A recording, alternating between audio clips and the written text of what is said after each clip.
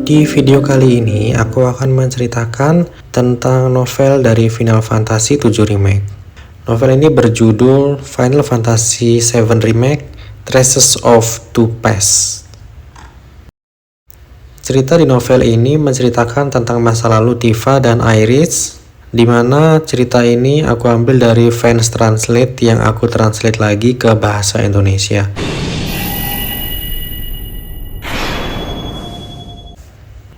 Angin yang bertiup melintasi padang rumput, membelai rambutnya dan membangkitkan kenangan Tifa Lockhart di kampung halamannya. Angin yang bertiup dari lereng Gunung Nibel menuju desa selalu membuat rambutnya berantakan. Sambil mengarahkan jarinya ke arah rerumputan yang luas di padang rumput. Belum lama ini mereka bertemu. Namun Iris merasa mereka berdua seperti seorang teman lama. Nibelheim adalah sebuah desa kecil yang terletak di kaki Gunung Nibel. Sejarahnya dimulai sebagai basis bagi orang-orang yang mencari hewan dan tumbuhan langka di gunung. Itu adalah sebuah desa yang hanya terdiri dari beberapa rumah tangga yang menyediakan tempat tidur dan makanan bagi para pendaki gunung. Tak lama kemudian, Shinra yang mencari basis untuk penelitian mutakhirnya mulai mengincar wilayah ini. Mereka menemukan energi Mako di sana pada tahun 1960 dan mulai membangun fasilitas yang kemudian dikenal sebagai Shinra Mansion. Disusul dengan pembangunan reaktor Nibel Mako yang mendatangkan pekerja dari seluruh penjuru negeri. Proyek-proyek ini selesai pada tahun 1968. Pada saat itu, desa sedang berada pada puncak aktivitasnya. Namun setelah fasilitas tersebut selesai, hanya pihak yang dikontrak oleh Shinra Company yang tetap mengelola fasilitas tersebut. Akhirnya, reaktor Mako menjadi sangat tua hingga hampir dinonaktifkan. Tanpa adanya industri ini, populasi desa mulai menyusut. Satu-satunya sumber pendapatan desa tersebut dibayar oleh Shinra untuk penggunaan tanah dan pengelolaan fasilitasnya. Perekonomian di desa ditopang oleh fasilitas-fasilitas yang sudah tua dan sudah tidak digunakan lagi. Hal-hal ini tidak dapat berlanjut seperti ini. Namun, meski pemikiran itu membebani benak setiap orang, suara penuh kekhawatiran akan masa depan terbawa oleh angin yang bertiup dari Gunung Nibel dan menghilang tanpa jejak. Ada 4 anak di desa yang seumuran dengan aku.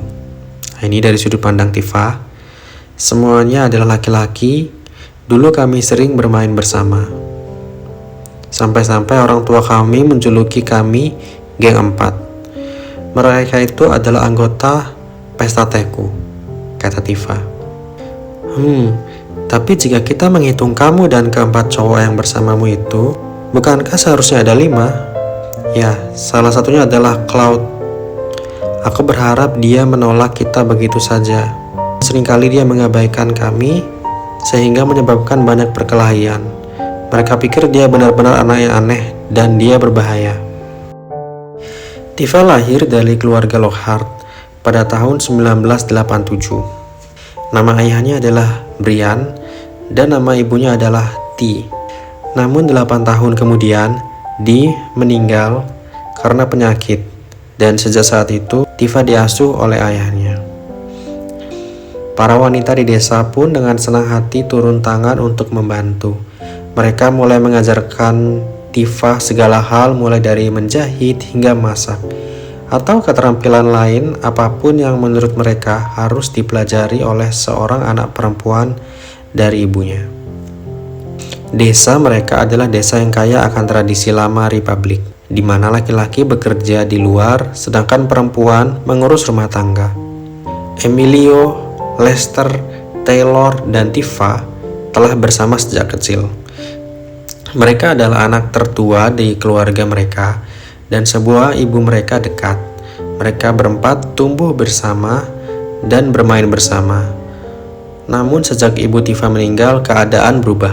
Semua orang mulai memperlakukan Tifa sebagai gadis kecil yang malang. Selanjutnya, ketika dia atau Tifa menginjak usia 10 tahun, Tifa menyadari bahwa cara teman-temannya memandang mulai berbeda dari sebelumnya.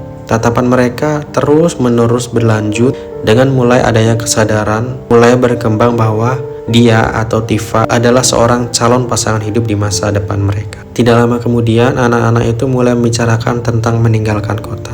Karir yang sukses menanti mereka di Shinra. Mereka akan menjadi kaya di Midgar. Masing-masing berpegang pada mimpinya. Pesan yang didengar tetap sama. Ada janji untuk menafkahi, untuk melindungi, gambaran indah yang mereka lukiskan tentang masa depan. Kemudian pada ulang tahunnya yang ke-12, ayahnya menghadiahkan sepasang sendal wedge baru. Tifa gunakan untuk pergi jalan-jalan. Sandal itu adalah sebuah fashion terbaru dari Midgar. Tapi jelas sandal itu tidak cocok untuk berjalan-jalan di desa seperti biasanya. Kemudian kepala desa Zonder memanggilnya. Selamat ulang tahun. Kucing kita baru saja melahirkan. Jadi bagaimana kalau menjadikannya sebagai hadiah ulang tahun? Aku sudah berbicara dengan Brian. Kalau mau ayo datang dan lihat sendiri. Tifa telah berkali-kali menyampaikan kepada ayahnya tentang keinginannya untuk memelihara kucing. Dan sekarang mimpinya akhirnya menjadi kenyataan. Tifa mengikuti Zonder ke rumahnya di mana dia mengintip ke dalam peti kayu ke arah anak-anak kucing yang tertidur. Akhirnya menentukan sebuah pilihan. Yang itu, Tifa akhirnya menentukan pilihannya. Kami memanggilnya Maru. Ya, dia akan menjadi milikmu, jadi tentu saja kamu bisa menamainya sesukamu, tapi aku harap kamu tetap menyimpan nama itu. Jadi itu perkataan dari Zonder. Dalam perjalanan pulang, anak kucing itu hampir lepas dari pelukan Tifa. Gerakannya yang panik saat mencoba menahannya agar tidak melompat membuatnya kehilangan keseimbangan. Dan tidak mampu menahan diri dengan sendal yang baru dan bergaya itu, hingga akhirnya Tifa terjatuh di tanah dengan tetap melindungi anak kucing itu. Dokter Sanku mendiagnosisnya dengan pergelangan kaki kanan yang terkilir. Sendal aku rusak dan area di mana pergelangan kaki aku tergores menjadi sangat terinfeksi. Aku terbaring di tempat tidur karena demam selama seminggu. Lebih parah lagi adalah mengetahui Maru hilang karena ayahku tidak sengaja membiarkan pintu terbuka. Astaga, kalau hujan turun pasti deras ya. Tunggu, jadi kamu akhirnya tetap menggunakan nama Maru. Ayahku atau ayah Tifa di sini melibatkan seluruh desa untuk mencari anak kucing yang hilang itu. Jadi kemanapun orang pergi, mereka manggil nama Maru. Kemudian, setelah demamku mereda, teman-teman, keluarga mulai datang menjenguk. Aku merasakan kegembiraan pada awalnya. Namun pada hari ketiga aku mulai merasa muak. Terlalu merepotkan dengan orang-orang yang keluar masuk setiap hari. Aku juga merasa tidak bisa menghabiskan semua makanan ringan yang mereka bawa setiap harinya. Dan Tifa butuh waktu untuk menyendiri. Jangan katakan itu, kata ayahnya Tifa.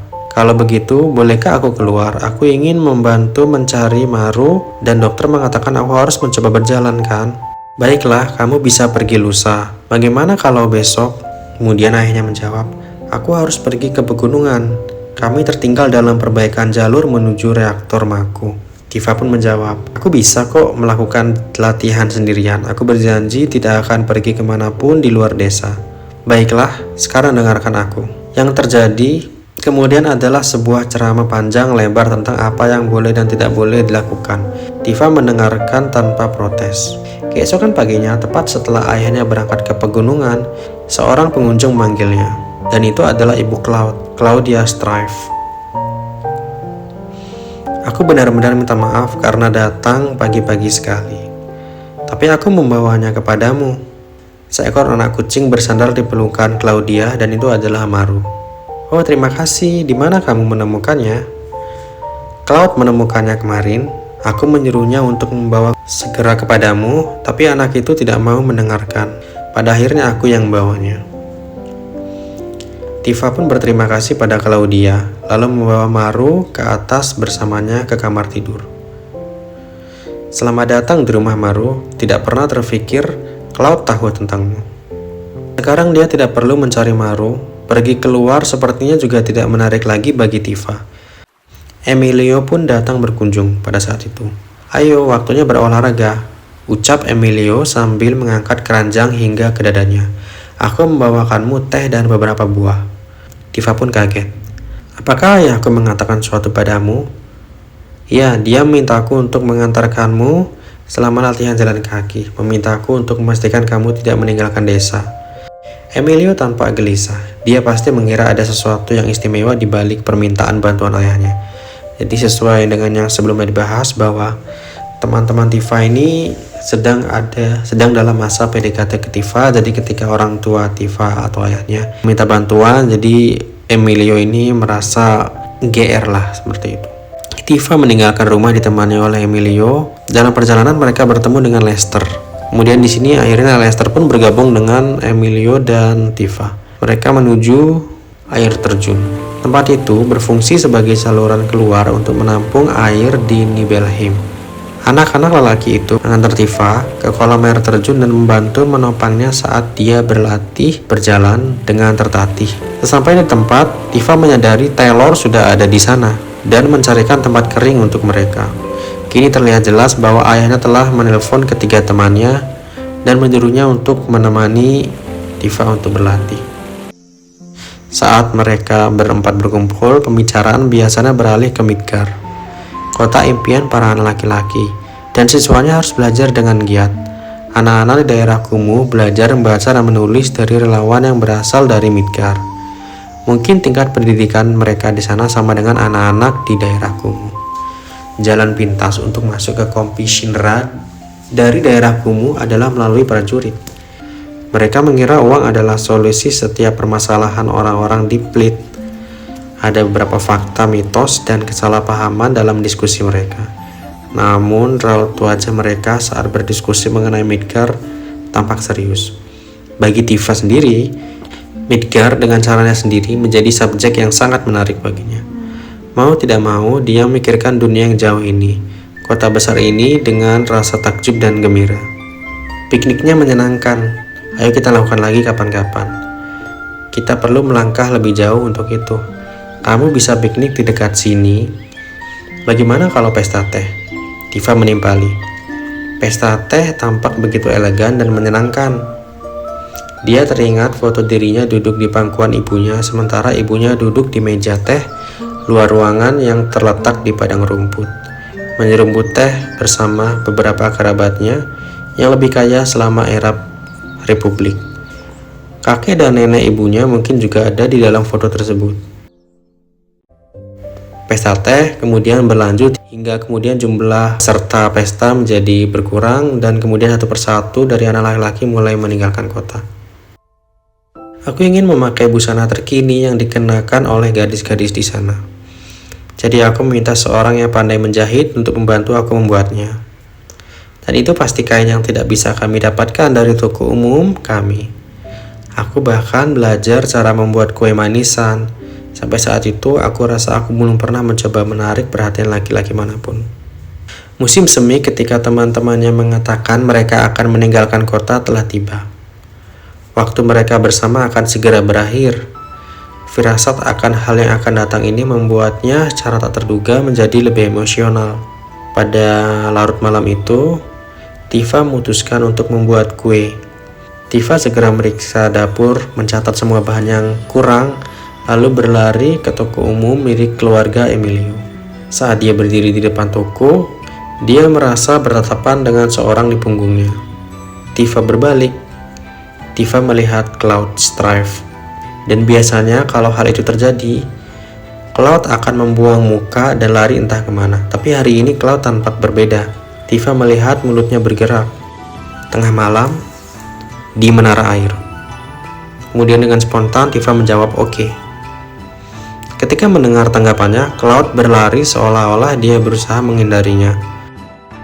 Maru berada di atas tempat tidur, dan Tifa mengangkatnya kemudian memeluknya saat dia tenggelam ke lantai. Jantungnya berdebar kencang. Kapan terakhir kali mereka berbicara satu sama lain? Jadi Maru telah sempat hilang beberapa kali setelah pelariannya yang pertama yang ditemukan oleh Cloud itu. Hal itu sering terjadi berkali-kali sehingga Tifa mulai sadar jika dibiarkan dia akan kembali sendiri setelah beberapa hari. Tapi tetap saja setiap kali dia hilang, dia keluar mencarinya. Namun Tifa tidak diperbolehkan keluar terlalu sering, karena ada monster yang berkeliaran di pegunungan. Pada suatu ketika, saat Maru menghilang, Tifa pun berusaha mencarinya, dan saat dia berada di pegunungan, mencari Maru di gerbang gunung, dan Tifa memanggil namanya, dia melihat Cloud berjalan turun. Saat Cloud melewatinya, Cloud berbicara, "Aku melihat Maru, tepat di tempat kamu akan melangkah." Cloud kembali menuju desa tanpa berhenti, namun akhirnya Cloud pun berbalik dan berkata kepadanya, "Apakah kamu tidak memberinya makan? Aku melihatnya memakan seekor burung." Tifa sontak menjawab, "Aku memberikannya makan." Sebagai protes, Tifa langsung berlari menuju pegunungan, dan benar saja di sana ada Maru dengan mulutnya yang berlumuran darah. Ketika masih muda, Cloud dan Tifa sering bermain bersama. Rumah mereka bersebelahan dan mudah untuk bolak-balik dari masing-masing rumah. Cloud itu mempunyai wajah yang cantik. Ibunya pernah memujinya di meja makan, jadi ibu Tifa pernah memuji Cloud saat mereka makan bersama. Hal itu terjadi ketika mereka berusia 7 tahun atau 8 tahun. Pujian itu membuat Cloud merasa senang dan sedikit malu.